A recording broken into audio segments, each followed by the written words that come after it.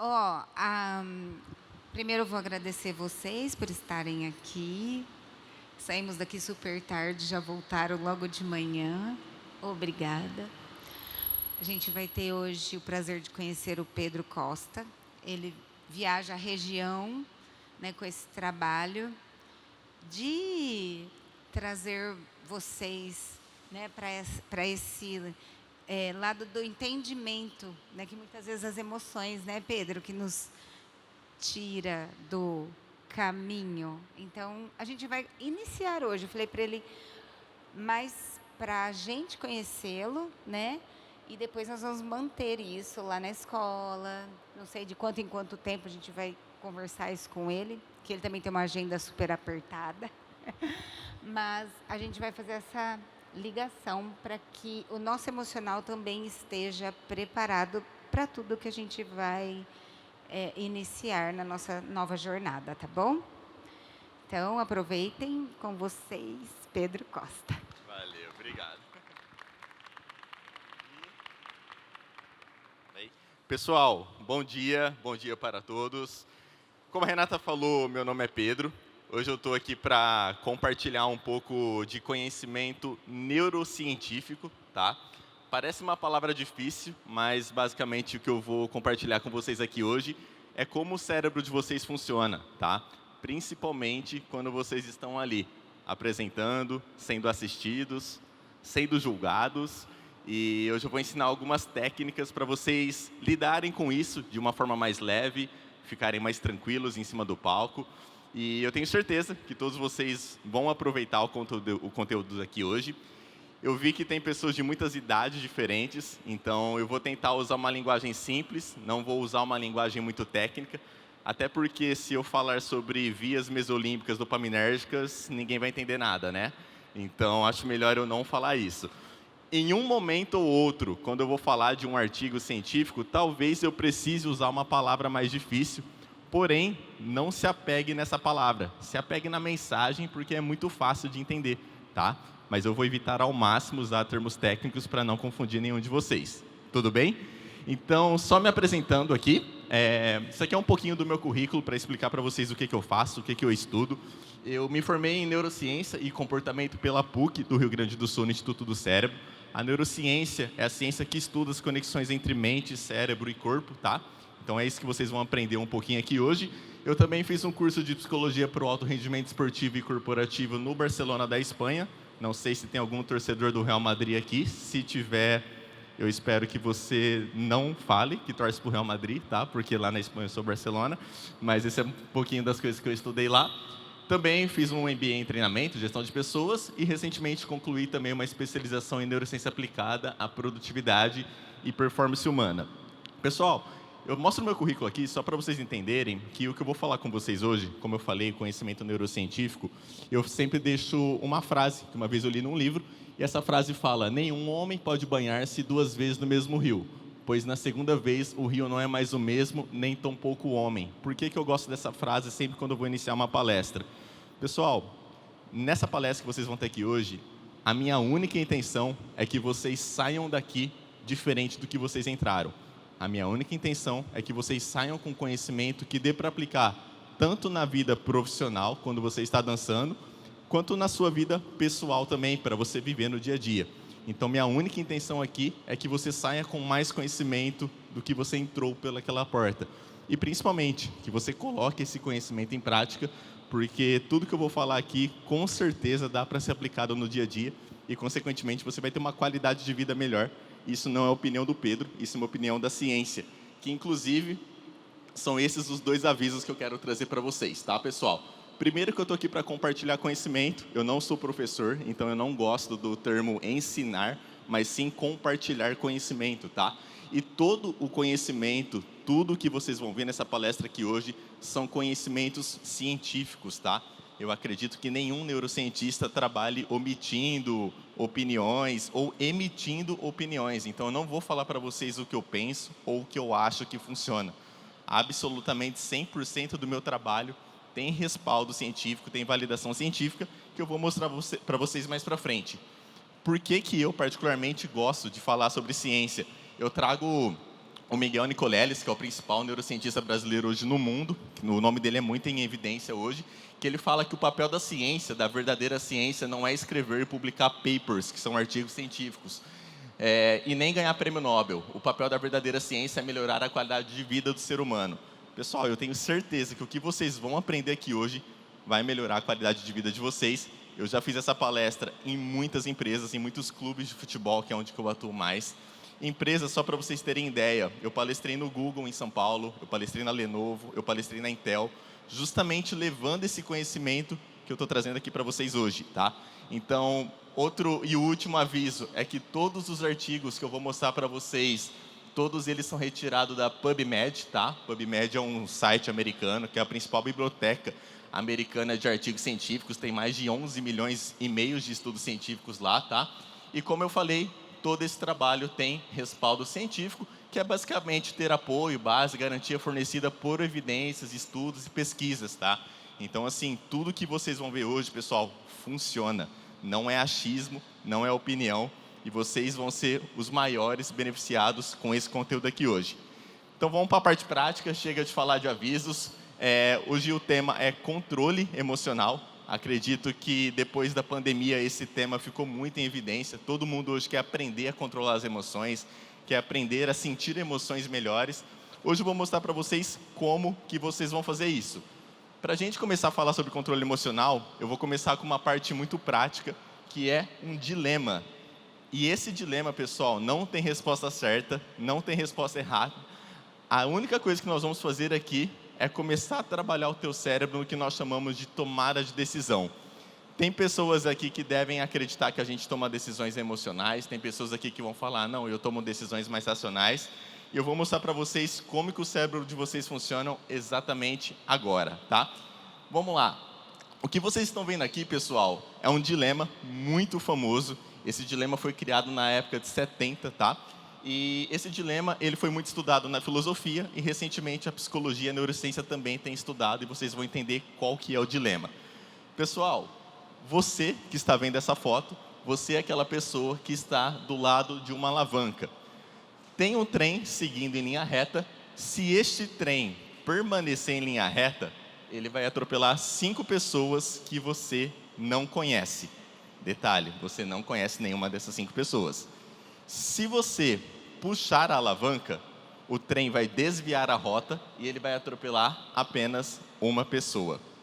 Qual que é o dilema que eu quero propor para vocês aqui? Eu quero que vocês pensem se você puxaria a alavanca para atropelar apenas uma pessoa que você também não conhece, ou se você deixa o trem seguir em linha reta e atropelar 5 pessoas. Eu vou dar um minutinho, por isso que eu estou com o cronômetro aqui. Eu vou dar um minutinho para vocês pensarem, vocês podem conversar entre vocês se vocês quiserem. Qual seria a sua tomada de decisão nesse momento?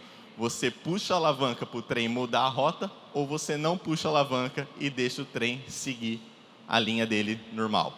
Podem pensar e eu já volto com a resposta para vocês. Não tem resposta certa nem errada, eu só vou mostrar o que está acontecendo no cérebro de vocês enquanto vocês estão pensando nisso, tá bom?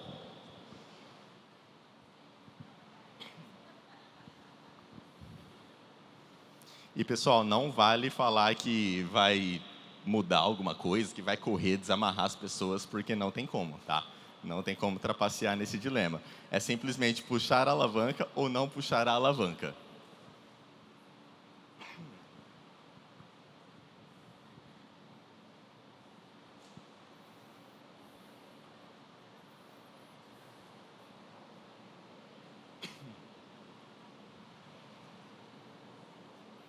Mais 15 segundos para você tomar sua decisão.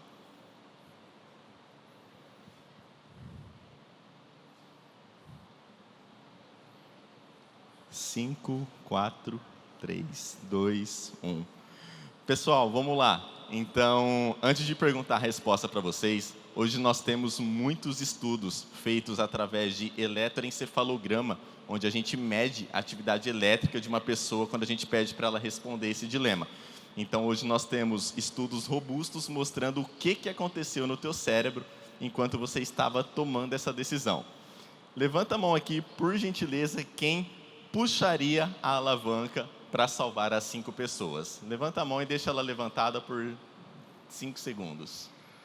Acredito que a grande maioria, apenas uma pessoa, 2 pessoas, 3, 4, 5, 6 pessoas não puxariam a alavanca, do restante puxaria a alavanca.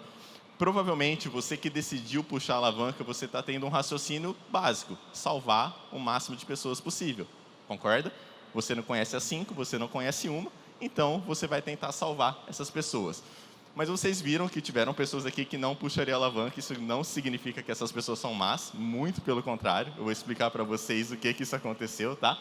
Só que antes de explicar, eu quero fazer uma variação desse dilema. Olha o que acontece agora. Você está em cima dessa ponte. Na sua frente tem essa pessoa e vocês estão olhando o trem passar e tem outras 5 pessoas amarradas no trilho do trem. E você também não conhece as 5 pessoas que estão amarradas e você também não conhece a pessoa que está na ponte, tá? Agora a decisão é, se você empurrar essa pessoa que está na sua frente, o trem vai atropelar apenas ela e não vai atropelar as outras 5. Se você não empurrar essa pessoa, o trem segue em linha reta e atropela essas 5 pessoas.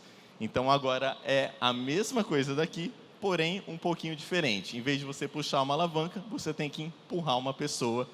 E aí você vai ter 1 minuto para pensar e conversar aí do lado, se caso você quiser alguma ajuda, tá?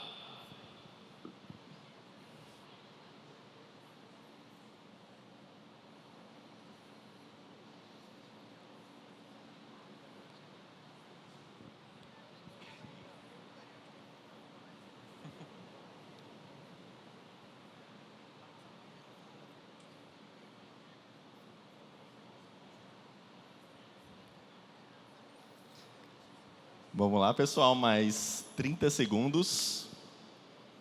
Tá muito difícil essa? Algumas pessoas já tomaram a decisão, outras não. 10 segundos. 5. Pessoal, vamos lá então. Agora, por favor, levante a mão quem empurraria a pessoa de cima da ponte e deixa sua mão levantada por 10 segundos. Vocês conseguem perceber que já teve uma alteração no número de pessoas que empurrariam a pessoa. E muitas pessoas aqui mudaram de ideia. E olha que interessante, o que aconteceu no teu cérebro nesses 2 dilemas aqui que vocês pensaram? Pessoal, se eu perguntar para vocês, quem acha que essa tomada de decisão, tanto do primeiro exemplo quanto do segundo exemplo, é uma tomada de decisão racional, por gentileza, levante a mão. Fala, não, eu raciocinei e eu tomei esta decisão. Quem acha que é uma tomada de decisão racional, levanta a mão. Ninguém? Racional.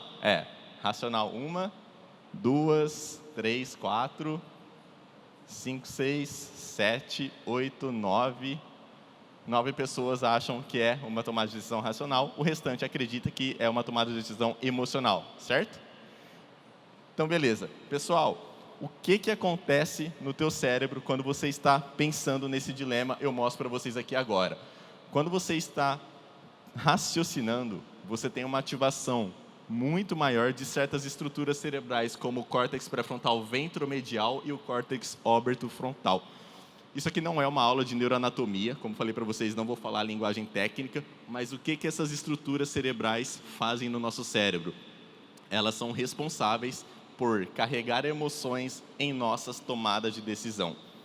Se você for olhar por neurociência, hoje a neurociência comprova que absolutamente todas as nossas decisões são emocionais. Hoje, do ponto de vista neurocientífico, não existe tomada de decisão racional.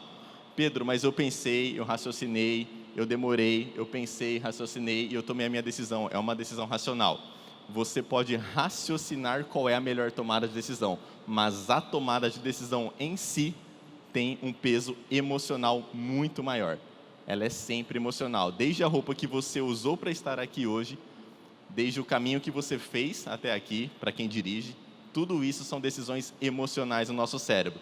E eu não quero, pessoal, que vocês simplesmente acreditem em mim. Eu quero provar isso para vocês com algumas curiosidades que talvez vocês não vão acreditar, mas todas elas são verdades. Olha que interessante, vou dar alguns exemplos para vocês. O que vocês estão vendo aqui, alguém já ouviu falar sobre isso? Alguém sabe o que é isso? Eu acredito que não. Isso que vocês estão vendo em branco é uma obra de arte. Para vocês que são bailarinas e bailarinos, o que vocês fazem é arte. Isso aqui também é considerado uma obra de arte, essa tela em branco. E olha que interessante, essa tela chama 1000 Hours of Staring, que na tradução livre para o português fica 1000 horas encarando. O que o Tom Friedman, o autor, ou melhor, o pintor desta obra de arte fez? Ele pegou uma tela em branco e todos os dias ele colocava em um pedestal, sentava em frente a essa tela, ficava olhando a tela e não pintava absolutamente nada. Ele fez isso até completar 1000 horas. Quando completou 1000 horas, ele emoldurou uma tela em branco e ele vendeu por $2 milhões. Agora eu pergunto para vocês, racionalmente, faz sentido uma pessoa comprar uma tela em branco por $2 milhões? Para a pessoa que comprou, emocionalmente tem algum sentido. Então, pessoal, esse hoje está no MoMA, né, que é o Museu de Arte Moderna dos Estados Unidos. Então, só para vocês entenderem, essa peça, essa pintura, essa obra de arte vale milhões.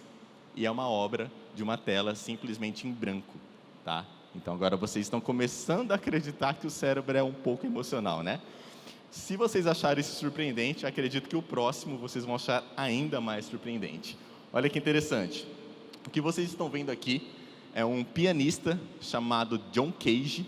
O John Cage é um pianista muito famoso e ele tem uma música que se chama 4 minutos e 33 segundos. E durante os shows do John Cage, as suas performances, o que ele faz?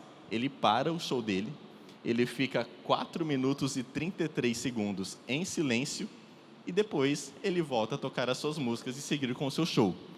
Você pode até pensar que é interessante, um momento de silêncio, de reflexão, talvez. Só que acontece que isso, de fato, é uma música do John Cage e você consegue comprar esta música neste link, tá? E mais surpreendente ainda, as pessoas compram 4 minutos e 33 segundos de silêncio na Apple Music. Vocês comprariam 4 minutos e 33 segundos de silêncio? Se vocês não quiserem comprar, vocês podem ouvir no Spotify também. Vocês podem colocar no Spotify, John Cage, 4 minutos e 33 segundos, que vocês vão achar lá. Hoje, as pessoas escutam 4 minutos e 33 segundos de silêncio. E, pessoal, olha que interessante. Beleza, no Spotify é de graça, mas as pessoas compram isso na Apple Music.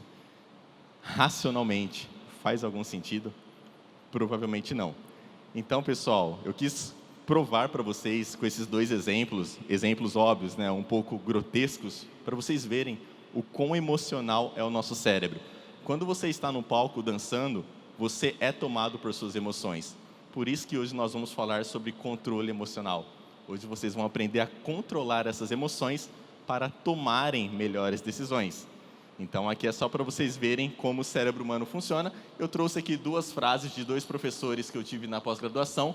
Um fala, a gente toma as nossas decisões, mesmo as ditas racionais, baseadas nas nossas emoções e sentimentos.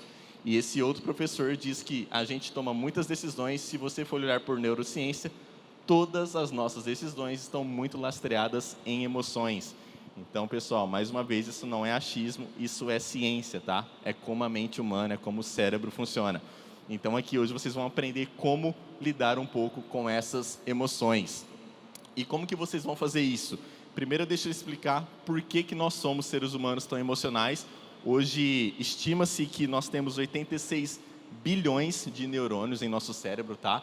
Desses 86 bilhões de neurônios, que inclusive foi uma brasileira que descobriu isso, tá? Ela é muito famosa no mundo inteiro. E 70 bilhões desses 86 estão concentrados na parte mais emocional do nosso cérebro, que é o sistema límbico, o sistema reptiliano. E apenas 16 bilhões estão concentrados no neocórtex, que é o córtex pré-frontal, ventromedial, orbitofrontal e dorsolateral, que são as regiões mais racionais. Então, pessoal, só para vocês entenderem, eu sei que vocês não entenderam nada do que eu falei aqui sobre cérebro, mas vamos lá. Grande parte dos nossos neurônios estão concentrados nas nossas emoções. É por isso que nós somos seres humanos tão emocionais.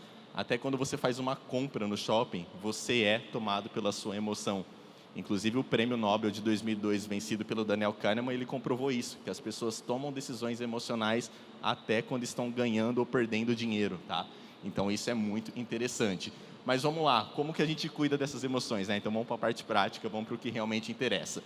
Primeira dica que eu quero dar para vocês é: tome cuidado com a negatividade do teu cérebro. Eu acredito que todos vocês aqui, assim como eu, têm pensamentos negativos, certo?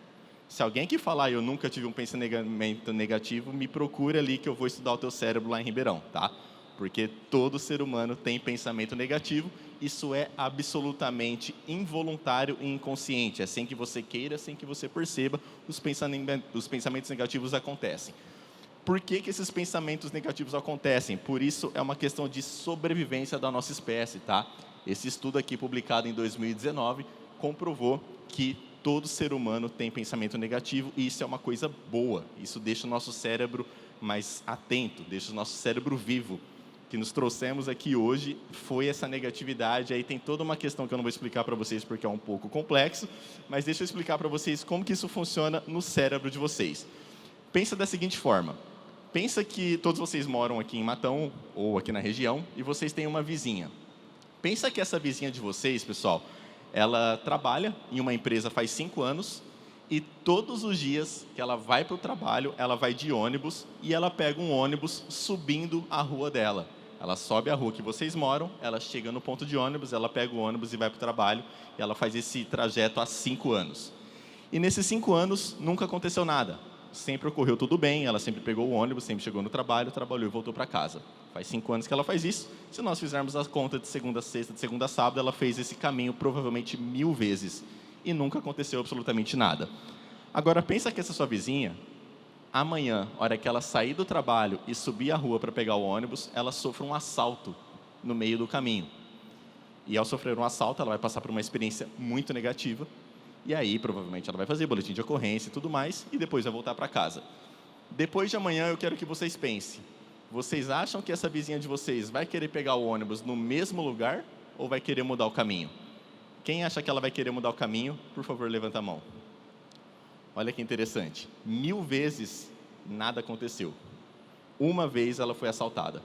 Está vendo como ser negativo é uma forma do nosso cérebro nos proteger? Então, quando você tem um pensamento negativo antes de uma apresentação, é o teu cérebro te protegendo e está tudo bem. E hoje você vai aprender a lidar com esses pensamentos negativos e não acreditar neles. Tudo bem você ter pensamentos negativos, mas você não precisa acreditá-lo em todos eles. E aí eu vou explicar o porquê. Como vocês viram, nosso cérebro faz isso para proteger a gente, só que não é necessário que você acredite 100% nisso, porque 1000 vezes nada aconteceu com essa moça. Apenas uma vez aconteceu algo ruim.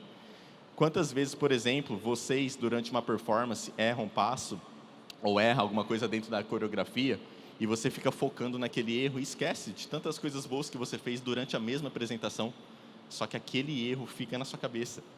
Eu trabalho com futebol e eu falo que é igual um jogador que perde um pênalti. O jogador acerta 30 pênaltis, ele perde o 31º. No 32º, ele vai esquecer os 30 que ele acertou e vai lembrar apenas do que ele errou. A mesma coisa acontece com vocês em cima de um palco. Vocês precisam ter controle emocional. Por isso que vocês vão aprender aqui o que é controle emocional. Então, o primeiro passo é você não acreditar em todos os pensamentos negativos que você tem, porque isso é muito perigoso. E por que isso é muito perigoso? Porque o nosso cérebro, pessoal, ele acredita em absolutamente tudo o que vocês pensam. Guardem isso que eu estou falando. O nosso cérebro acredita em tudo que a gente pensa. Mesmo que isso seja real, mesmo que isso seja apenas imaginário, o teu cérebro acredita.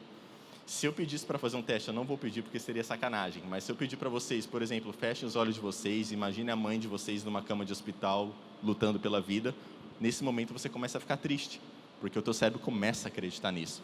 Eu vou dar um exemplo de um estudo muito famoso feito no Reino Unido, que eles pegaram pais de família, colocaram numa máquina de eletroencefalograma para medir a atividade elétrica do cérebro e também colocaram eletrocardiograma para medir a frequência cardíaca. E olha que interessante, o que eles pediram para esses pais fazerem?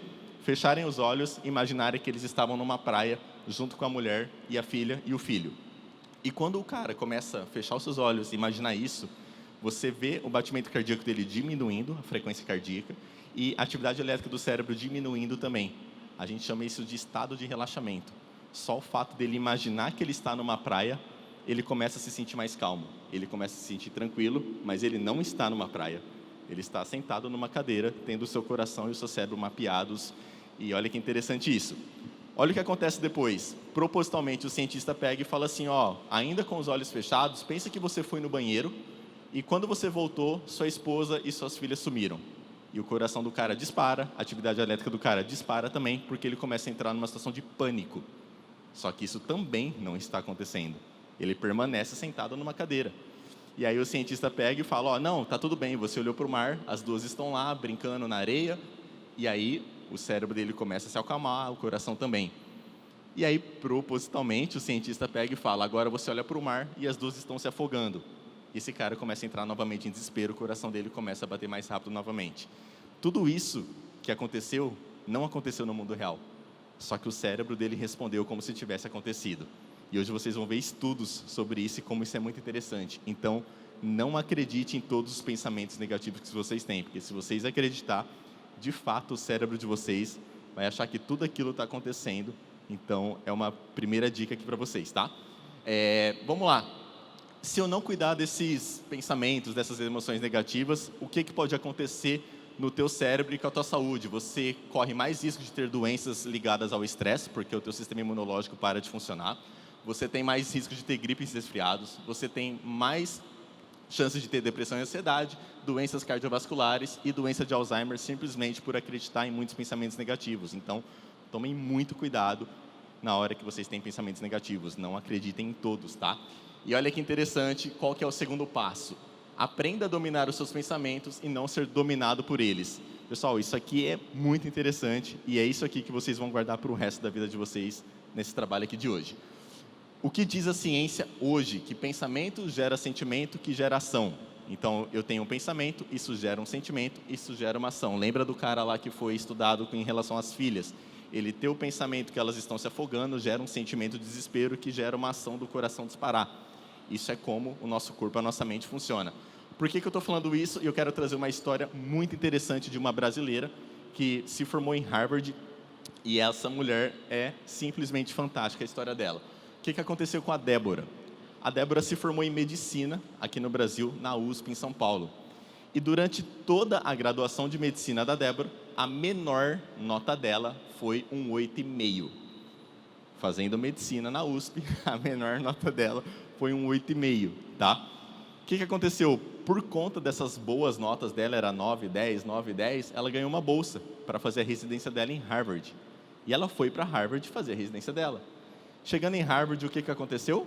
A menor nota dela permaneceu sendo um 8,5. Ela conseguiu manter o mesmo padrão de notas. Agora eu quero que vocês levantem a mão aqui. Quem acha que essa mulher é inteligente? Levanta a mão. Acredito que a grande maioria, certo? Olha que interessante. Essa mulher, com certeza, ela é muito estudiosa. Só que por que a história dela ficou famosa? Essa mulher, durante uma prova em Harvard, ela conversou com a mãe dela por telefone antes da prova, e a mãe dela falou que a cachorrinha dela aqui no Brasil estava passando por um procedimento cirúrgico no veterinário, e a Débora simplesmente ficou desesperada, foi fazer a prova pensando na cachorrinha dela, aquele monte de pensamento negativo, o cérebro dela acreditando em todos aqueles pensamentos negativos, e ela foi mal na prova. E ela tirou nota 7, indo mal na prova. Então, assim, acho que vocês perceberam que ela é muito inteligente e muito estudiosa. Mas por que a história dela ficou tão famosa? Porque ela tirou um 7 em Harvard? Absolutamente não. Por que a história da Débora ficou famosa? Porque após essa nota 7, ela simplesmente entrou em depressão. A Débora começou a se achar uma pessoa burra, porque ela simplesmente nunca tinha tirado uma nota 7 na vida dela. Olha como é muito perigoso você acreditar em todos os seus pensamentos. É muito perigoso, pessoal. Lembra no slide anterior dos riscos que você corre? Essa mulher teve um risco real, desenvolveu depressão por conta de uma nota 7 em Harvard. Uma nota que às vezes muitas pessoas nem tiram numa escola aqui no Brasil. Então, pessoal, isso é muito interessante para vocês entenderem que o nosso cérebro é uma máquina de acreditar em todos os pensamentos. Ao mesmo tempo que isso pode ser muito bom, isso pode ser muito ruim, se você não souber lidar com isso, tá? Então, deixa eu mostrar para vocês. Lembra, pensamento, sentimento, geração. Então, o pensamento, eu sou burra, eu tirei uma nota 7. O sentimento de incapacidade, um sentimento ruim. E uma ação neurofisiológica do cérebro dela entrar em depressão. Então, pessoal, isso é muito, muito sério. Tome cuidado com todos os seus pensamentos. E lembra que eu falei que a dica número 2 é você aprender a dominar esses pensamentos e não ser dominado por eles. Como que vocês podem fazer isso? O que a ciência diz hoje? Alguém aqui gosta de milkshake? Levanta a mão quem não gosta de milkshake. Sério? 1, 2, 3 pessoas que merecem ser estudadas. Tá? Então, estranho vocês não gostarem de milkshake. Você gosta? Não tem como, né? Eu não sei o que acontece com as pessoas também. A gente descobre um dia. Olha que interessante, pessoal. Por que eu perguntei do milkshake? Esse estudo foi feito com milkshake. Acredito que todos vocês vão achar muito interessante. Olha o que aconteceu. Eles estavam oferecendo $75 para pessoas tomarem milkshake nos Estados Unidos. Quem aqui toparia? Levanta a mão. Então, beleza. Mesmo não gostando, $75 é dinheiro, né? Mas olha que interessante, tem alguns critérios para você participar desse estudo. Você precisa ter entre 18 e 35 anos, não pode ter diabetes, não pode ser uma mulher grávida, nem ter alergias a ovo e nem intolerância à lactose. Porém, depois que você toma este milkshake, você fica 30 minutos respondendo um questionário sobre o sabor deste milkshake, se ele é bom, se ele é ruim, se ele é gostoso, se ele é muito doce, se você gostou da textura e tudo mais. Só que depois você tem que passar em um laboratório para fazer uma coleta de sangue, para eles examinarem o teu sangue por 2h30. Quem aqui ainda toparia? Vamos ver se já mudou. Algumas pessoas ainda topariam. Olha que interessante. Por que eles quiseram medir o teu sangue? Por que eles quiseram pegar uma coleta do teu sangue? Olha o que eles fizeram. Eles queriam medir, pessoal, um peptídeo chamado grelina. Eu sei que vocês não conhecem, vocês não precisam conhecer o que é a grelina, mas só para vocês entenderem. A grelina é um peptídeo secretado pelo nosso organismo, que é liberado na nossa corrente sanguínea, que é conhecido como o hormônio da fome. O que isso significa? Se vocês comerem um x-tudo, vocês vão ter 80% de grelina no teu sangue, porque quanto mais calorias você consome, mais grelina tem na sua corrente sanguínea, tá? Se você come uma bolacha de água e sal, você vai ter 2% de grelina no teu sangue, porque você ingeriu poucas calorias. Então, a grelina é responsável pela quantidade de calorias que você consome, e aí vocês vão entender que genial que foi esse estudo. Olha o que eles fizeram. Na primeira vez que vocês que toparam participar do estudo, vocês vão tomar este milkshake aqui. Está em inglês, mas só para traduzir. É um milkshake considerado um milkshake saudável, um milkshake sem culpa, que está escrito ali. Ele tem 0% de gordura, ele tem 0 adição de açúcar e ele tem apenas 140 calorias. Então, é um milkshake relativamente saudável, que não vai fazer mal para a tua saúde. Você toma este milkshake, responde o questionário, tira uma coleta do seu sangue e depois eles vão ver o quanto de grelina tinha no seu sangue após tomar esse milkshake. Então, o que vai acontecer? O nível de grelina vai ser baixo, cerca de 20%, tá? O que faz total sentido, porque você consumiu poucas calorias. Porém, você é instruído a voltar no dia seguinte e tomar este milkshake aqui, que eu acredito que todos vocês se interessariam mais. É um milkshake que ele tem praticamente 3 vezes mais calorias, 620. É um milkshake que tem muito açúcar, que tem muita gordura saturada, tem chantilly, tem chocolate, tem bolacha, tem de tudo nele, sorvete, que a maioria que gosta, tirando essas pessoas aqui que não gostam. E olha que interessante, quando você toma este milkshake e depois nós conseguimos uma coleta do seu sangue, o que vai acontecer quando você consome mais calorias? Você vai ter mais grelina no teu sangue. Então faz total sentido. Você consumiu um milkshake não calórico ou baixa caloria, pouca grelina, um milkshake extremamente calórico, muita grelina. Só que olha que interessante, aqui você tem a tabela nutricional dos 2 milkshakes, tá? Então, questão de gordura, sódio, colesterol e tudo mais. Qual que é o grande segredo desse estudo? E por que que esse estudo é tão genial? E por que esse estudo é tão famoso no mundo inteiro? Porque nas 2 vezes que vocês foram tomar o milkshake, vocês não tomaram o milkshake saudável, vocês não tomaram o milkshake gorduroso, vocês tomaram este milkshake aqui do meio. Você tomou o mesmo milkshake nas 2 oportunidades em que você esteve lá tomando aqueles milkshakes. O que foi que mudou? A informação que foi passada para você. A informação foi passada para você era que o milkshake era saudável, o outro milkshake não era saudável, e isso alterou a tua corrente sanguínea. Isso alterou o nível de grelina no teu sangue simplesmente porque você teve um pensamento que era um milkshake calórico ou porque você teve o pensamento de que era um milkshake com baixas calorias. Pessoal, olha o quanto o pensamento de vocês é importante. Pensa nas melhores apresentações que você fez da sua vida. Tenta lembrar qual foi a melhor apresentação que você fez. Tenta puxar na sua cabeça. Qual foi a melhor? Aquela que tudo deu certo, que você saiu da apresentação pensando, nossa, hoje foi a melhor apresentação da minha vida. Tenta lembrar aí na sua cabeça. Eu duvido que você estava com pensamentos negativos durante essa apresentação. E eu não estava assistindo, eu não estava na sua cabeça, mas eu duvido que você estava com pensamentos negativos durante a apresentação que foi a melhor da sua vida. Agora faz o oposto. Pense na pior apresentação que você fez na sua vida. Aquela que você errou, aquela que você foi embora triste, se sentindo mal, nem conseguiu dormir à noite, de tão chateado ou chateada que você estava. E aí lembra, você estava com pensamentos negativos nesse dia? Provavelmente muitos, tá? Pessoal, o pensamento de vocês tem muito poder. Quando vocês aprenderem a controlar os pensamentos de vocês, é uma coisa absurda, é algo simplesmente fantástico, tá? Então, controle emocional é basicamente por aí. E eu não quero simplesmente mostrar apenas um estudo, porque seria, enfim, talvez um erro meu, então quero mostrar para vocês um outro estudo. Então, aqui você vê o nível de grelina mudando pela questão do pensamento. Então, lembra, pensamento gera sentimento que gera ação. E, pessoal, tem slides que são repetidos, ou seja, repetitivos propositalmente, tá? Porque é assim que a gente armazena informação no nosso cérebro. Você não fez uma conta de matemática e aprendeu a fazer conta de matemática, você teve que fazer várias. Então, é a repetição que consolida o aprendizado, tá? Inclusive, um aprendizado motor. Então, se você quer aprender a fazer um passo motor, repetição, repetição, repetição, repetição.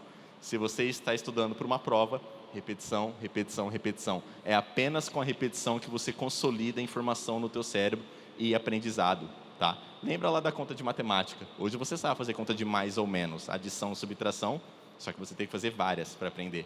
É assim que o cérebro aprende, por isso que eu deixo repetitivo aqui, tá? Inclusive para vocês, quando estão ensaiando, repetição, repetição, repetição, tá? Então, vamos lá. Pessoal, esse segundo estudo aqui é um tanto quanto interessante, principalmente comparado ao primeiro, porque esse estudo aqui ele foi feito em um hospital americano, tá? E o que esse estudo fez? Eles pegaram pacientes que tinham passado por uma cirurgia torácica, só para quem ainda não está familiarizado com esses termos técnicos, uma cirurgia torácica é um procedimento muito invasivo, tá? Porque os médicos fazem incisões nos músculos laterais e dorsais para ter acesso ao pulmão e ao coração. Então, é um procedimento muito doloroso. É um procedimento que causa, de fato, muita dor. Então, o que eles quiseram fazer nesse hospital, nesse estudo? Um trabalho de redução de dor através da morfina. Para quem não conhece, a morfina é o principal analgésico do planeta. É o principal medicamento para alívio de dor, usado apenas em situações de emergência, quando nenhum outro analgésico resolveu, tá? E o que eles fizeram? Eles aplicaram morfina em 2 grupos que tinham passado por essa cirurgia, porém de forma diferente. Olha que genial. O primeiro grupo, numa ala hospitalar, eles aplicaram uma morfina avisando o paciente que ele estava recebendo a morfina. Então, lá em vermelho, chegava uma enfermeira e falava, olha, você está sentindo muita dor por conta de um procedimento pós-cirúrgico, nós vamos aplicar morfina no teu organismo e daqui 60 minutos eu volto para ver como que você está se sentindo. E quando você aplica morfina para essa pessoa e ela sabe que ela está sendo medicada, o que acontece? A dor dela cai quase que pela metade, porque de fato a morfina ela é muito poderosa. Porém, na outra ala hospitalar, eles fizeram a mesma quantidade de dosagem, a mesma dosagem de morfina, porém, não tinham pessoas aplicando, era através de uma bomba intravenosa, aquela bombinha que fica caindo direto no teu sangue sem você saber, e eles não eram avisados, era uma injeção escondida, tá? Então, eles não eram avisados, notificados que eles estavam recebendo a morfina. Simplesmente davam para eles sem que eles soubessem. E olha que interessante, a mesma dosagem da morfina não teve o mesmo benefício. Tá? Por quê? Por conta do pensamento. Quando você tem um pensamento que você está sendo medicado, que você está sendo, enfim, de fato, recebendo um medicamento que vai aliviar a tua dor, de fato, isso melhora a tua dor. Isso é o que a ciência já chama de efeito placebo também, tá? Então, aqui só para vocês verem, mais uma vez, a importância do pensamento, segundo a ciência, não é a opinião do Pedro. E para outras doenças, o mesmo aconteceu, tá? Tratamento de ansiedade, Parkinson, hipertensão. Quando a pessoa sabe do tratamento, ela tem um percentual de melhora muito maior de quando uma pessoa não sabe. Porque, de fato, o pensamento tem muito poder. Então, aprendam isso aqui hoje para vocês usarem no dia a dia. Não só na apresentação, mas na vida de uma forma geral. Cultive bons pensamentos, tenha bons pensamentos, que isso faz muita diferença em toda a reação química e fisiológica do teu corpo, tá? E aqui, mais uma vez, pensamento, sentimento e geração. E agora eu prometo para vocês que eu vou mostrar o último estudo, que talvez seja um dos mais interessantes que vocês vão ouvir aqui hoje. Esse estudo foi feito com camareiras de hotel, tá? Então, o que eles fizeram nesse estudo, pessoal? Eles chegaram para 260 camareiras de hotel nos Estados Unidos e perguntaram para elas: o quanto de atividade física você pratica durante a semana? E aí, dessas 260, 200 responderam: 0. Eu não tenho tempo de praticar atividade física, eu trabalho, vou para casa, cuido dos meus filhos, durmo e volto para o trabalho. Então, é 0. Então, o que esse cientista é tudo maluco? O que esses cientistas fizeram? Pegaram essas 200 pessoas, separaram em 2 grupos de 100. 100 para um lado, 100 para o outro. E as 100 pessoas do lado A receberam a informação de que o trabalho delas, de fato, era uma atividade física. Então, eles basicamente informaram 100 camareiras de hotel que, quando você está limpando, você gasta 240 calorias, quando você está aspirando, você gasta 200 calorias, e quando você está trocando o lençol, você gasta 160 calorias. Então, simplesmente o grupo foi informado de que o trabalho que ela exercia era, de fato, uma atividade física. Então, ela não precisava se sentir mal. Porém, o grupo B não tinha acesso a essa informação. O grupo B continuou, normalmente, seguindo o teu trabalho. E olha que interessante o que aconteceu. Quando você pega o resultado, depois de 30 dias, o grupo que não recebeu a informação de que elas praticavam atividade física durante o trabalho, manteve a mesma quantidade de peso, teve uma queda na pressão sanguínea, teve um aumento de gordura corporal e começou a ter uma satisfação de trabalho menor. Ou seja, ela começou a ficar triste com o trabalho dela, porque ela simplesmente percebeu que o trabalho dela não deixava ela se exercitar. Então, ela começou a gostar menos do trabalho dela. Só que olha, pessoal, que interessante o outro grupo que apenas recebeu a informação. Começaram a perder peso, começaram a diminuir a pressão sanguínea, começaram a ter uma baixa na queda de gordura corporal e começaram a gostar mais do trabalho. Simplesmente porque elas receberam uma informação de que o trabalho delas era uma atividade física. Então, mais uma vez, a importância do pensamento. Pessoal, o que eu trouxe para vocês nesses 3 estudos é para vocês aprenderem a sempre lidarem com esses pensamentos. Tenha sempre pensamentos bons. Lembre, o teu cérebro vai acreditar em tudo o que você pensa. Então, quando você vai entrar numa apresentação, comece a conversar com você mesmo. Não sei, para quem gosta de futebol, o Cristiano Ronaldo é muito famoso por fazer isso. Antes de cobrar pênalti, faltas, ele tem esse autodiálogo que a ciência chama, que é você conversar com você mesmo. Eu estou bem, eu estou confiante, eu estou preparada, eu ensaiei bem, eu vou fazer uma boa apresentação, vai dar tudo certo. É muito diferente de você pensar: nossa, quanta gente está me assistindo, será que eu vou errar? Nossa, será que tudo vai dar certo? Nossa, será que eu estou bem? Nossa, essa semana teve um dia que eu errei no ensaio. Então, tome cuidado com esses pensamentos, porque isso é muito sério, tá? Tudo que você pensar ali, o teu cérebro vai acreditar. E aí eu vou dar uma dica para vocês, tá? Não use nunca a palavra não quando vocês vão tentar colocar um pensamento positivo. Então, por exemplo, você falar: eu não estou com medo, eu não estou nervosa, eu não estou nervoso, eu não estou ansioso, eu não vou errar. Não faça isso. Por quê? Porque o nosso cérebro, ele não tem a capacidade cognitiva de associar a palavra não a algo afirmativo. O nosso cérebro, ele simplesmente não processa a palavra não. Por exemplo, não pense no seu pai. Não pense no Cristiano Ronaldo. Não pense num ônibus. Não pense num balde de pipoca. Vocês estão pensando em tudo isso, certo? Então, o seu cérebro, quando você fala eu não estou nervosa, eu não estou nervoso, o teu cérebro entende, eu estou nervosa, eu estou nervoso. Se você repete para o teu cérebro, eu não vou errar, o teu cérebro entende, eu vou errar. Então, pessoal, pensamento afirmativo é o quê? Eu estou tranquilo, eu estou tranquila, eu estou bem, eu estou preparada, eu ensaiei, eu sei os passos, eu sei a coreografia, vai dar tudo certo. Isso são pensamentos afirmativos e positivos, tá? Então, vocês têm uma coreógrafa que, inclusive, pode lembrar vocês de fazer isso durante as apresentações.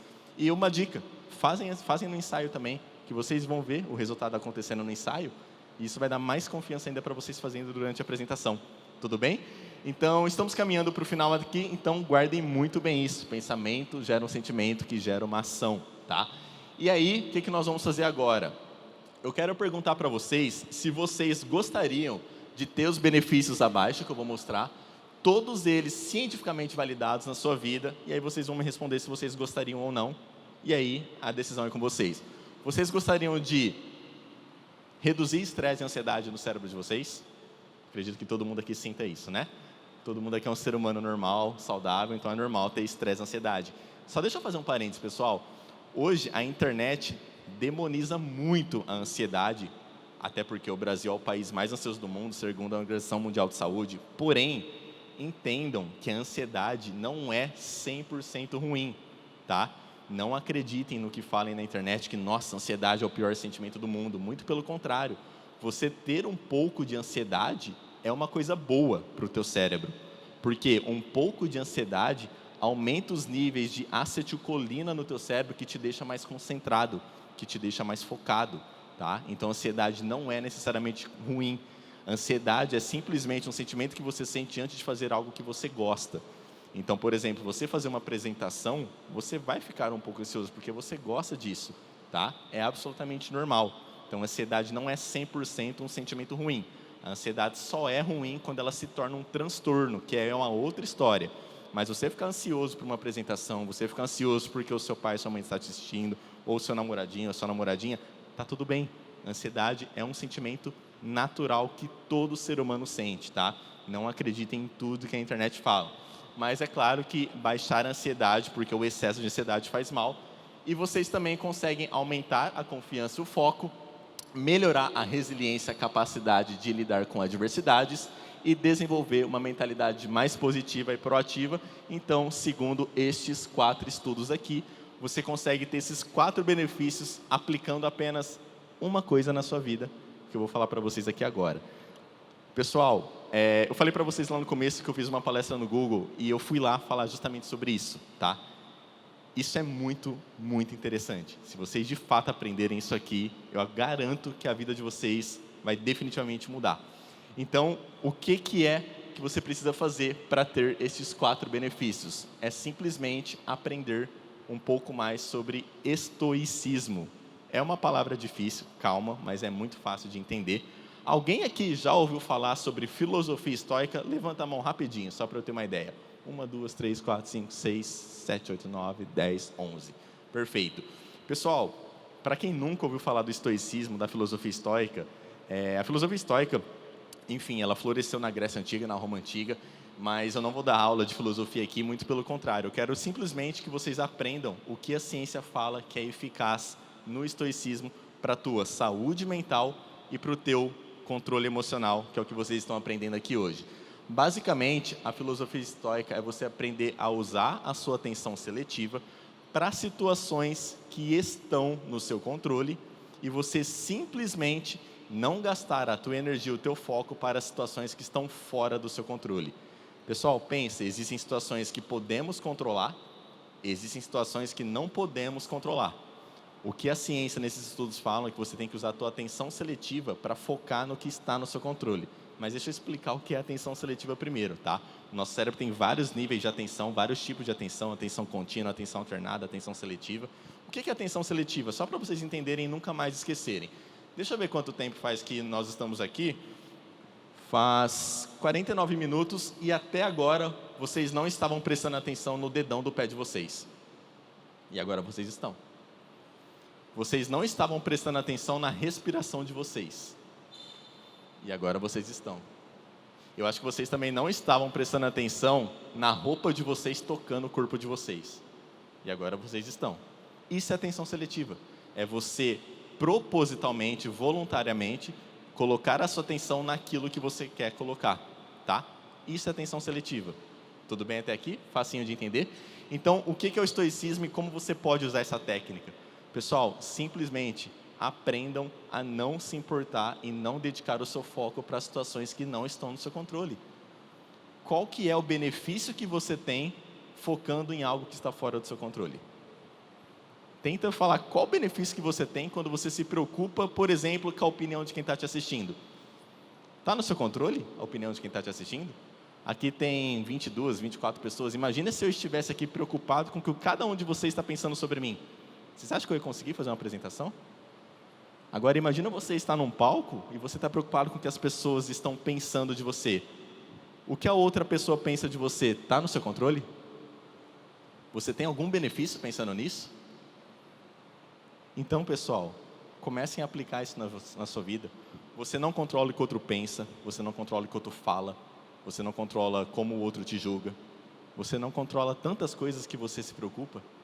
Tente, a partir de hoje, não se preocupar mais com isso, que você vai ver o tanto de benefícios que você vai ter na sua vida. Tá? Aprenda a focar em situações que estão no seu controle. O que está no seu controle durante a sua apresentação? Os seus movimentos, a sua concentração, aonde está a sua atenção, e a sua memória, de lembrar de fazer na apresentação que você fez o ensaio. Tudo isso está no seu controle. Aprenda a focar em situações que estão no seu controle. Hoje tem um estudo feito na França que mostra que 85% das nossas preocupações são situações que nós não temos controle. Olha que interessante. Eu vou dar um exemplo que um professor meu uma vez usou. É um professor muito genial, que ele fala que toda vez que você se preocupa, por exemplo, com a opinião do outro ou com o julgamento do outro, é como se você estivesse preocupado se vai chover lá em São Paulo agora. Está no seu controle se vai chover lá em São Paulo agora? Está no seu controle a opinião do outro? Vai mudar alguma coisa na sua vida se chover lá em São Paulo agora? Vai mudar alguma coisa na sua vida se a pessoa não gostar de você? Não vai. Então, parece um exemplo muito idiota, mas é verdade. Cada vez que você gasta a sua energia, e energia é um recurso limitado do nosso cérebro, nós não temos energia infinita. Então, cada vez que você foca em algo que está fora do seu controle, você não está focando no que está dentro do seu controle. Tudo bem até aqui? Deu para entender tranquilo? Então, se você aplicar isso aqui, você vai ter aqueles 4 benefícios que eu mostrei anteriormente. Então, pessoal, controle emocional, só para a gente resumir aqui, ao contrário do que o nome sugere, controle emocional não é controlar o que sentimos, mas como nós reagimos àquilo que sentimos. Então, eu estou ansioso, eu estou nervoso, está tudo bem. Eu não controlo o que eu sinto, mas eu controlo como eu reajo a isso que eu sinto. Eu não controlo, tipo, nossa, eu estou nervoso porque minha mãe está me assistindo, tudo bem, mas eu controlo como eu reajo a isso.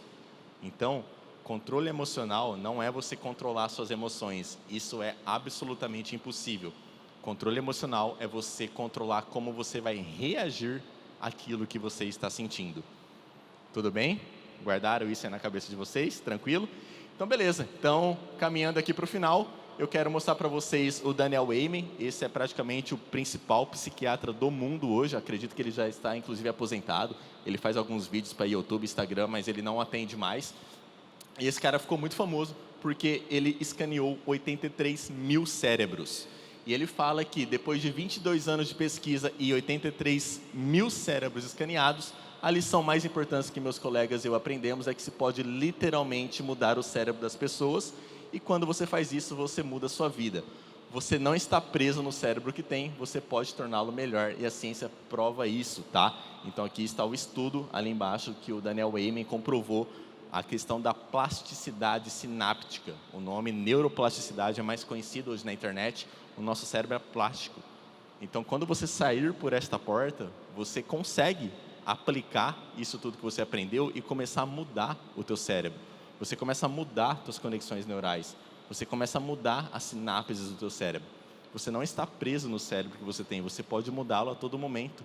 Isso é neuroplasticidade, isso é plasticidade sináptica, e qualquer pessoa consegue fazer isso, seja uma criança ou seja um adulto, tá? A neuroplasticidade, ela acontece durante toda a vida. Existiam estudos que falavam que era apenas até os 25 anos, e o Daniel Amen mostrou que não é verdade. Tem pessoas de 90 anos que começam a aprender idiomas, por exemplo, e começam a ter neuroplasticidade no cérebro. Ninguém aqui tem 90 anos, então vocês conseguem ter neuroplasticidade também, e isso vai ser bom para o cérebro de vocês. Porém, para encerrar aqui, agora é o último slide, como que vocês vão fazer isso? Um exemplo que o próprio Daniel Amen fala como isso funciona no nosso cérebro. O que vocês estão vendo aqui, pessoal, é um caminho de grama. E o que isso tem a ver com o cérebro? O que isso tem a ver com o dia a dia, com a vida de vocês? Parece que não, mas o que o Daniel fala é que isso que vocês estão vendo é exatamente como funciona o cérebro de vocês quando vocês querem mudar uma forma de pensar ou mudar um hábito. Então, deixa eu explicar de uma forma muito simples, porque eu sei que vocês não estão entendendo nada. Aqui vocês veem um caminho de grama e vocês verem um caminho que já está trilhado, ou seja, um caminho de terra. E como que esse caminho de terra foi criado? Através da repetição. As pessoas foram passando ali todo dia e esse caminho foi ficando pronto. Isso é exatamente como o teu cérebro funciona em relação a você ter pensamentos automáticos, pensamentos que você teve a vida inteira. Teu cérebro já está acostumado a pensar dessa forma. E está tudo bem. Porém, se a gente quiser criar um novo caminho de grama aqui, a gente consegue. O que nós teríamos que fazer? Parar de passar no caminho de terra e passar um pouquinho mais para o lado. E através da repetição, com o tempo, você é criando um novo caminho aqui, e este outro caminho voltaria a nascer grama. O que isso acontece no teu cérebro? Quando você começa um novo comportamento e você repete este novo comportamento, ou seja, eu vou repetir o novo comportamento de focar em situações que estão no meu controle. É uma coisa nova. É uma coisa que você vai fazer pela primeira vez na tua vida. Você não passa uma vez esse caminho fica pronto. Você precisa passar várias e várias e várias e várias vezes. Então, quanto mais você repetir este caminho, mais fácil vai ficar de você repeti-lo no futuro. E quanto mais você, por exemplo, começar a focar em situações que estão no seu controle, você começa a abandonar este caminho de focar em situações que estão fora do seu controle. Só que o que é muito importante? Se vocês aqui têm o hábito de focar em situações que estão fora do seu controle, eu acredito que todos tenham, porque eu também tinha de estudar isso, esse caminho já está pronto no teu cérebro. É muito mais fácil para o teu cérebro passar por aqui do que passar por um caminho de grama. Então, você tem que forçar o teu cérebro. Porque, naturalmente, na hora que eu chego aqui, o meu cérebro quer ir por um caminho que já está pronto. Então, eu tenho que, propositalmente, forçá-lo a ir por um outro caminho. Então, quando você estiver fazendo uma apresentação aqui e você pensar, nossa, o que as pessoas estão pensando de mim? Está tudo bem. É normal. Teu cérebro já está acostumado a pensar assim. Só que aí você toma conta do teu cérebro e reage. Não, eu vou focar no que está no meu controle, que é a minha apresentação, que são os meus movimentos.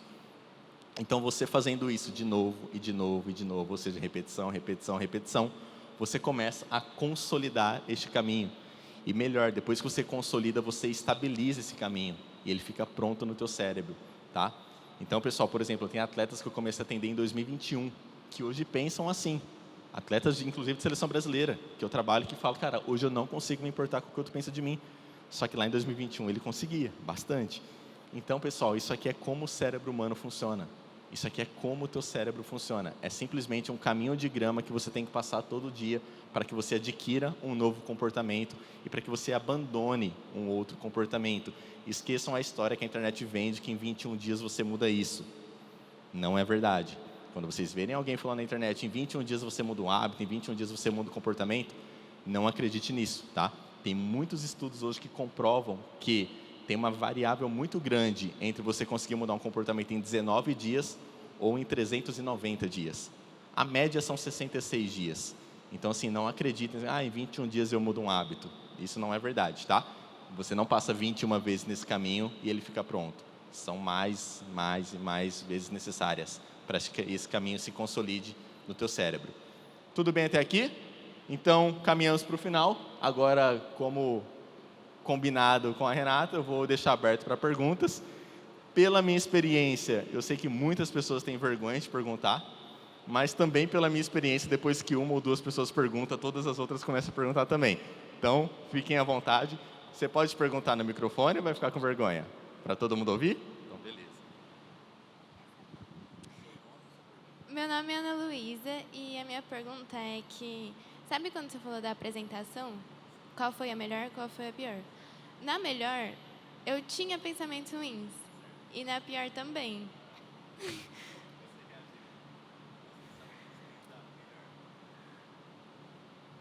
Eu fui repetir o que eu pensei que ia dar errado, aí deu certo.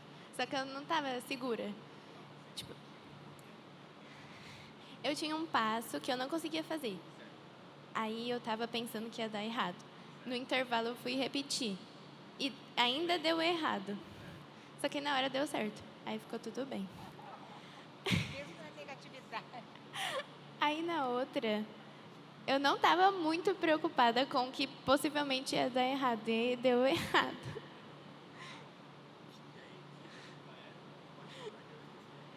Tipo, se tem alguma relação eu ter pensado algo ruim na que deu certo. Eu também.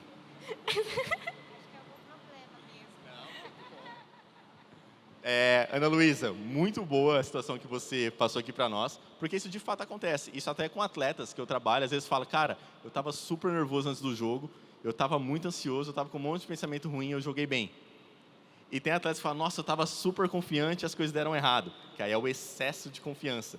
Porque quando nós estamos muito confiantes, a gente tem uma tendência a nos desfocarmos, ou seja, a gente tem uma tendência a perder um pouco de concentração. Por exemplo, não sei se vocês gostam de futebol, mas para quem gosta, quando um gol é muito fácil, o cara perde, porque ele tem plena convicção de que ele vai fazer o gol. Isso acontece, porque se você tem muita confiança, a confiança é ótima, mas o excesso de confiança é prejudicial. Aliás, todo excesso é prejudicial, né? Não só de confiança. Então, é normal, tanto no segundo exemplo, que você às vezes estava muito confiante, em algum passo você se desconcentrou e errou, e aí você foi mal. Agora, o primeiro exemplo é uma situação muito interessante, porque a ansiedade, o pensamento negativo, como falei lá no início, ele pode ser bom em te deixar mais preparado. Porque, por exemplo, nessa que você foi bem, mas estava com pensamentos ruins, você sentiu medo? Certo? Você acha que o medo é um sentimento ruim? Por quê? Perfeito, ela respondeu porque prepara a gente. Isso é absolutamente verdadeiro. Então, o fato de você sentir medo te deixa mais preparada. O fato de você ficar com medo de fazer uma apresentação te deixa mais atenta. Por exemplo, vou te dar um exemplo de um atleta que eu trabalhei, que ele foi jogar uma final de campeonato e ele estava com medo, porque o jogo ia ser num campo que ele nunca tinha jogado, um estádio oficial. E aí eu perguntei para ele, falei, cara, você acha que o teu jogo vai se sair melhor nos campos ruins que você joga ou nesse estádio oficial que o campo é muito bom? Ele acha que eu vou jogar melhor no campo bom. Beleza, eu falei, então do que você está com medo? Ele falou, de errar. Aí eu perguntei para ele, você conhece algum jogador que não erra? Aí ele falou, não. Aí ele falou assim, então beleza, então errar é normal. Aí ele começou a mudar o pensamento dele. Então a questão do medo é um sentimento normal, porque como você falou, ele protege a gente. Se eu oferecer 10 mil reais para vocês atravessarem a rua de olho fechado, quem é que aceita? Sério? Por que a maioria não vai aceitar? Porque o nosso cérebro protege a gente. Então o medo é um sentimento bom. Porém, agora vem o grande segredo que a Ana Luísa, provavelmente, acredito, estudando o cérebro, deve ter feito. Mesmo com medo, você enfrentou o medo, certo? Você teve coragem. E a coragem não é a ausência de medo, tá? Isso não existe. Ah, eu sou corajoso, eu não sinto medo. Não, todo mundo sente medo. Coragem é você enfrentar o medo. E sabe o que acontece quando você enfrenta o medo? O que aconteceu com você? Ele sumiu? Quando você enfrentou o medo? Quando você enfrenta o medo, ele some. Não o medo de atravessar a rua, tá? De olho fechado, pelo amor de Deus, não é isso. Mas quando é um medo emocional, quando você enfrenta ele, ele tende a sumir. Então, o que aconteceu na sua primeira situação, provavelmente você estava com um pensamento negativo, vocês estavam com um pouco de medo, isso te deixou mais concentrada, você enfrentou o medo e o medo sumiu. E as coisas deram certo. Entendeu? Mas é muito interessante a tua história. Se você autorizar, eu vou levar lá nas minhas próximas palestras, tá? Eu preservo a tua identidade, mas é muito legal. De verdade. Parabéns. Interessantíssimo. E aí, mais alguma pergunta?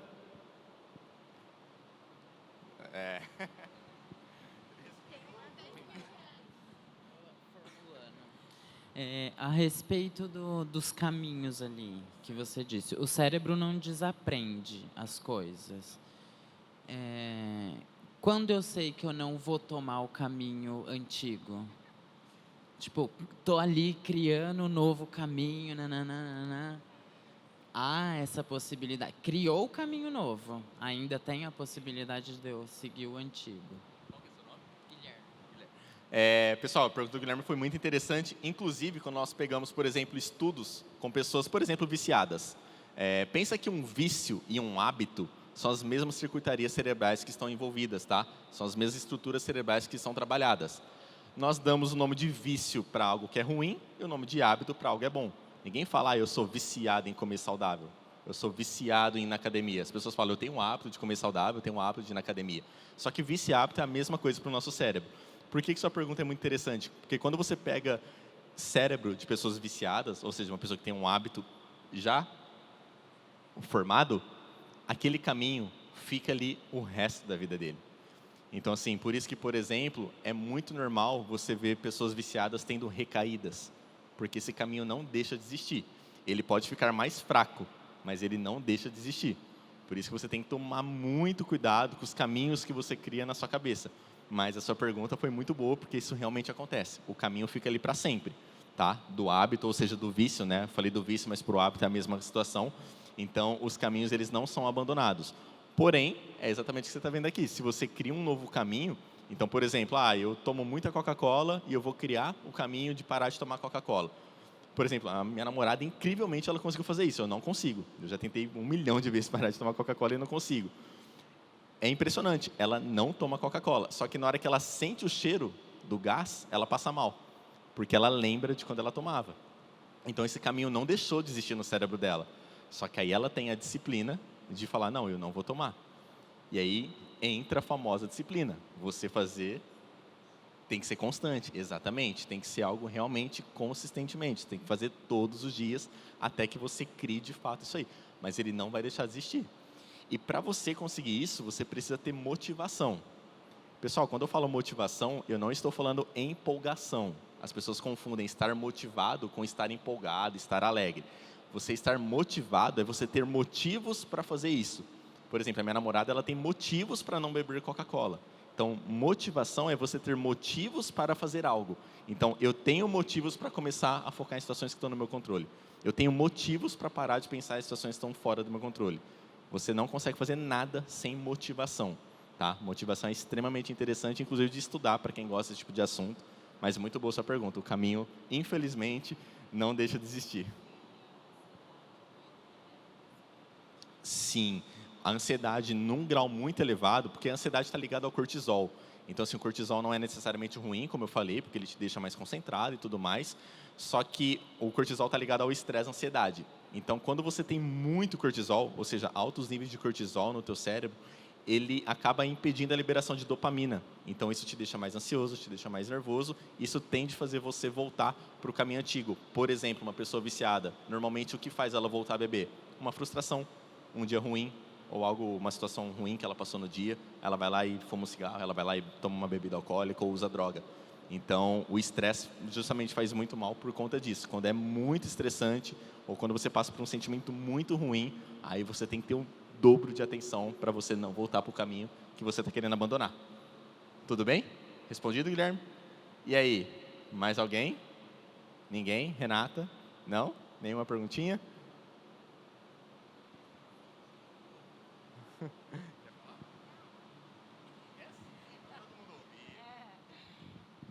A gente estava aqui comentando que faz todo sentido isso, né? Nosso cérebro, ele está sempre, parece que, querendo nos desviar, né? E às vezes, essa condição que você falou do caminho, parece que é mais fácil a gente retornar naquele caminho, mesmo sabendo que, né, talvez o outro mais novo vai ser melhor, mas existe sempre essa preocupação, não sei. E outra coisa que a gente estava falando aqui também, que as tomadas de decisões também são muito difíceis. As figurinhas que você colocou lá no começo, não é fácil decidir, né? Eu estava aqui, será que pode frear? Dá para brecar? Né? Então, assim, porque a gente só vai saber se deu certo o caminho que a gente escolheu viver, né? Então, sempre vai ter aquela dúvida, será que poderia dar certo? Mas se a gente não tentar, né? E aí a coragem, tudo que você falou, eu acho que faz todo sentido mesmo. Muito bom, obrigada. Duas coisinhas que você falou que é muito legal. Primeiro, a questão do será que vai dar certo? Eu não sei se vocês, acredito que não, vocês já ouviram falar de um estudo feito por um cara chamado Wolfram Schultz. Esse cara foi o maior estudioso de dopamina no cérebro. E ele fez estudo com macacos, onde um macaco ele aprendia que, ao acender uma luz, ele recebia um suco.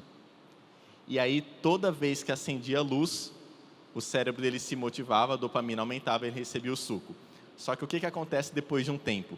Se 100% das vezes que a luz acende, ele recebe o suco, com o tempo, o sistema dopaminérgico dele começa a funcionar de uma maneira deficitária. O que isso significa no nosso português? Quando você tem 100% de certeza de algo, isso desmotiva o teu cérebro. Então, a dúvida é uma coisa boa. A dúvida do, será que vai dar certo? A dúvida do, será que eu vou virar? Será que eu vou realizar meu sonho? Isso é uma coisa boa. Porque eu garanto para vocês, com base em ciência, se você tiver 100% de certeza, fica desmotivador para você correr atrás. Por exemplo, com os atletas de futebol, eu falo para eles, é muito mais chato jogar um jogo que eles têm certeza que eles vão ganhar de 10-0 contra um time ruim, do que jogar um jogo bom, que talvez eles ganhem, talvez eles percam. E no balé eu acredito que seja a mesma coisa, tá? Então, tudo que é 100% certo não motiva o nosso cérebro. Então, foi muito legal você falar da dúvida. E a questão do nosso cérebro está sempre tentando ir para o caminho antigo. É por uma situação muito simples. O nosso cérebro ele é muito preguiçoso. Todos os cérebros são preguiçosos, tá? Não se sinta mal. Todos.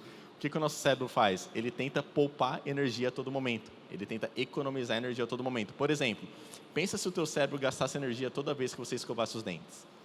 Você faz de forma voluntária, você faz de forma inconsciente, você faz rápido ali.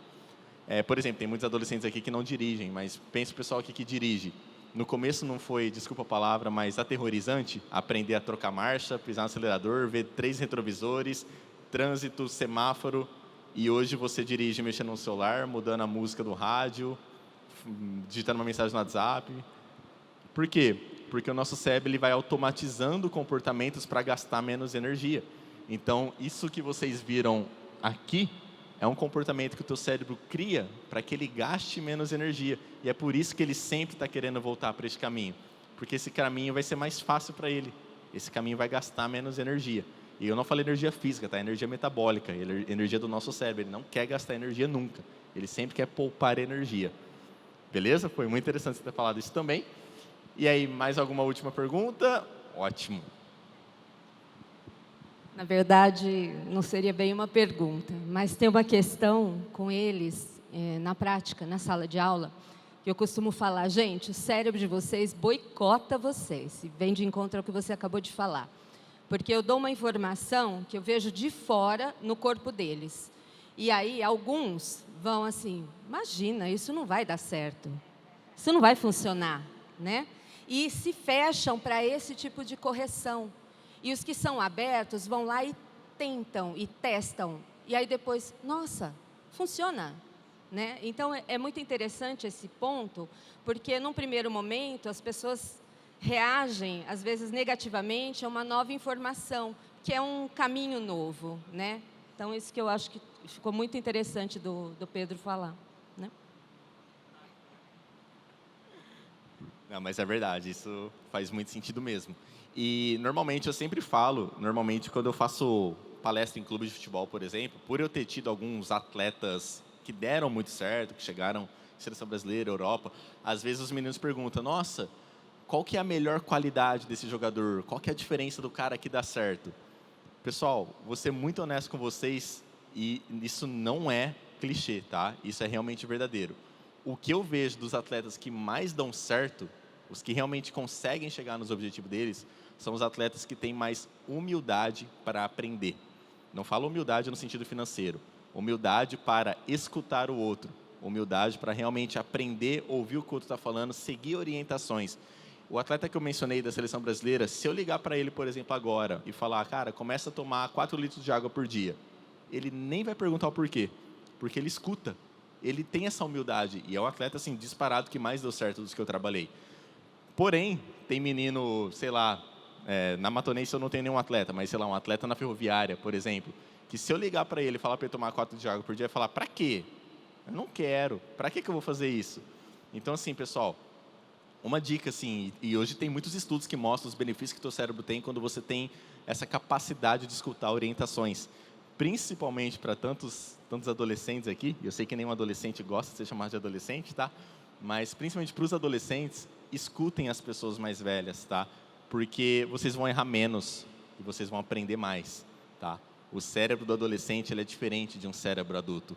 O cérebro adolescente ele está passando pelo neurodesenvolvimento que vai até os 24, 25 anos em média, tá? Então, para você que tem 12, 13, 14, 15, 16, 17, 18, escute orientações, escute aprendizado de pessoas mais velhas, porque vocês vão errar menos. Isso vai ser muito bom para o cérebro de vocês. É só vocês pensarem quantas coisas que vocês fizeram há 3 anos atrás que vocês não fariam hoje. Provavelmente algumas. Então, pensa sempre nisso. Se você escuta outra pessoa, você erra menos, tá? Isso é muito, muito legal. Beleza?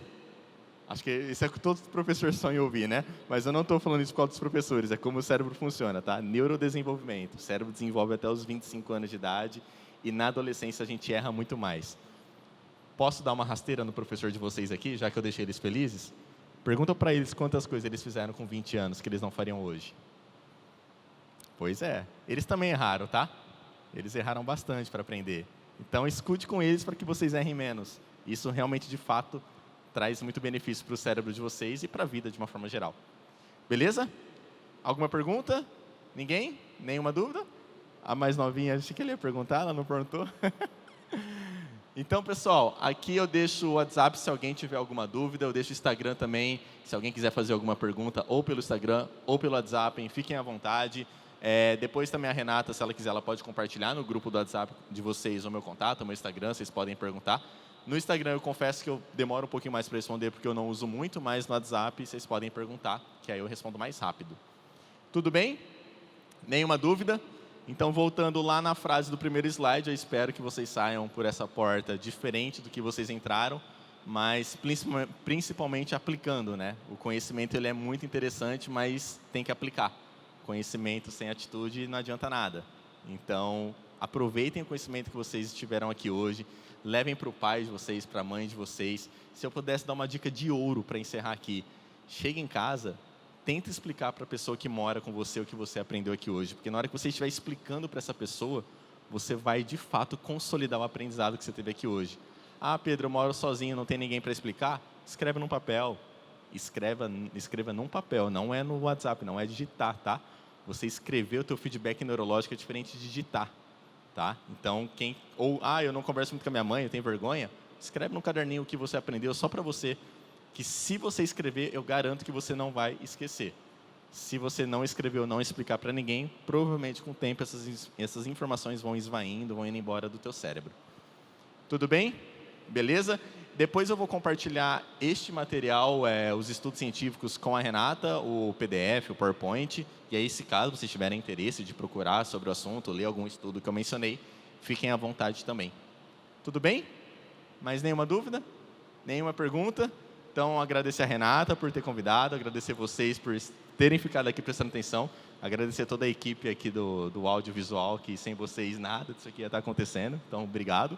E é isso, contem comigo para ajudar nas próximas. Beleza? Falou, gente!